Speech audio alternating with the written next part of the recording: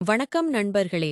உலகமே எதிர்பார்த்துக் கொண்டிருந்த 2026 ஃபிஃபா உலகக் கோப்பையின் மாபெரும் அரையிறுதிப் போட்டி. அர்ஜென்டினா மற்றும் இங்கிலாந்து அணிகள் நேருக்கு நேர் மோதின. இந்த போட்டியில் என்ன நடந்தது? கடைசி நிமிஷத்துல நடந்த அந்த அதிசயம் என்ன? வாங்க வீடியோக்குள்ள போலாம்.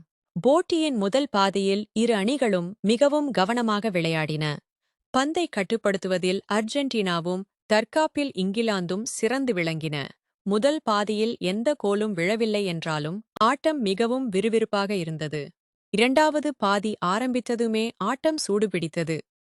55வது நிமிடத்தில் இங்கிலாந்தின் அந்தோனி காட்டன் ஒரு அற்புதமான கோலை அடித்து இங்கிலாந்தை 1-0 என முன்னிலை பெற வைத்தார். ஸ்டேடியமே இங்கிலாந்து ரசிகர்களின் ஆரவாரத்தில் அதிர்ந்தது. ஆட்டம் இங்கிலாந்து பக்கம் செல்லும் என அனைவரும் நினைத்த வேளையில் அர்ஜென்டினாவின் உண்மையான ஆட்டம் ஆரம்பமானது. 85வது நிமிடத்தில் என்சோ பெர்னாண்டஸ் அடித்த அந்த பவர்ஃபுல் கோல் ஸ்கோரை 1-1 என சமன் செய்தது. சினி போட்டி டிரா ஆகி பெனால்டி ஷூட் அவுட்டுக்கு தான் செல்லும் என நினைத்த தருணத்தில் 92வது நிமிடத்தில் லவுடாரோ மார்டினஸ் ஒரு அழகான ஹெடர் கோல் மூலம் அர்ஜென்டினாவை 2-1 என வெற்றி பெற வைத்தார். ரசிகர்கள் கொண்டாட்டத்தில் திளைத்தனர். இந்த வெற்றியின் மூலம் அர்ஜென்டினா இறுதிப் போட்டிக்கு தகுதி பெற்றுள்ளது. மெஸ்ஸியின் கனவு மெய்ப்படுமா? இத பற்றி உங்க கருத்து என்ன?